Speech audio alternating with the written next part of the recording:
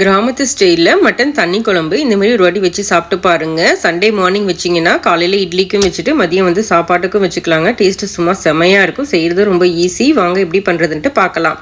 இதுக்கு ஃபஸ்ட்டு வந்துட்டு குக்கரில் வந்து மட்டனை வந்து சேர்த்துக்கோங்க. நான் வந்து 1 கிலோ மட்டன் எடுத்திருக்கேன். மஞ்சத்தூள், உப்பு, 2 ஸ்பூன் போல் இஞ்சி பூண்டு பேஸ்ட் வந்து சேர்த்துட்டு மட்டன் வேக வைக்க தண்ணி வந்து ஊற்றிக்கலாம். நீங்கள் குழம்பு வந்து எந்தளவு தண்ணியாக வைக்கிறீங்களோ அந்தளவு வந்துட்டு தண்ணி நீங்கள் சேர்த்துக்கோங்க தேவையான அளவு. இப்போ வந்து 8-9 விசில் விட்டு ஆஃப் பண்ணிவிடுங்க.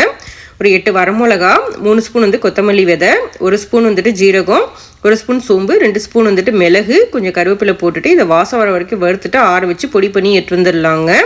இப்போ குழம்பு வைக்கிற பாத்திரத்தில் நல்லெண்ணெய் இல்லாட்டி வந்துட்டு நெய் சேர்த்துக்கோங்க. ஏன்னா குழம்பு காரமாக இருக்கும். அதனால் சின்ன வெங்காயம் போட்டு பண்ணிங்கன்னா நல்லாயிருக்கும். நான் வந்து எங்கிட்ட சின்ன வெங்காயம் கம்மியாக இருந்தனால சின்ன வெங்காயம் பெரிய வெங்காயம் 2 கலந்து கட் பண்ணி போட்டிருக்கேன். 4 பச்சை மிளகா, இஞ்சி பூண்டு பேஸ்ட் வந்துட்டு 1 ஸ்பூனு, ஒரு பழுத்த தக்காளி சேர்த்துட்டு இதை வந்து வதக்கிக்கலாங்க. வதக்கிட்டு கொஞ்சம் கருவேப்பிலை வந்துட்டு போட்டுட்டு இந்த அரைச்சிட்டு வந்த பொடியை வந்து சேர்த்துடலாம். கலருக்காக 1 ஸ்பூன் வந்து காஷ்மீரி சில்லி பவுடர் சேர்த்துருக்கேன். கொஞ்சம் கரம் மசாலா வந்து சேர்த்துக்கோங்க.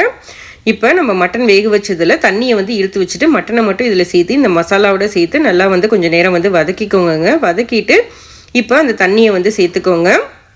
நம்ம மட்டன் வேக வைக்கும்போது ஏற்கனவே வந்து உப்பு போட்டிருக்கோம். அதனால் இந்த ஸ்டேஜில் பார்த்து உப்பு போட்டுக்கோங்க. குழம்பு வந்துட்டு அப்படியே ஒரு 5 நிமிஷம் கொதிக்க வைங்க. சூப்பராக ரெடி ஆகிடுங்க நம்மளோட மட்டன் தண்ணி குழம்பு. கடைசியாக கை நிறைய மல்லித்தலையை போட்டு ஆஃப் பண்ணிவிடுங்க.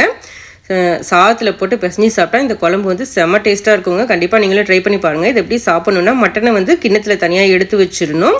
சுட சுட சாதம் போட்டு குழம்பு அது வந்து பார்த்திங்கன்னா அதில் ஊற்றிட்டு இந்த மட்டனை வச்சு தருவாங்க. சாப்பிடும்போது டேஸ்ட்டு சும்மா செம்மையாக இருக்குங்க. கண்டிப்பாக நீங்களும் ஒரு வாட்டி ட்ரை பண்ணி என்ஜாய் பண்ணுங்கள். தேங்க்யூ.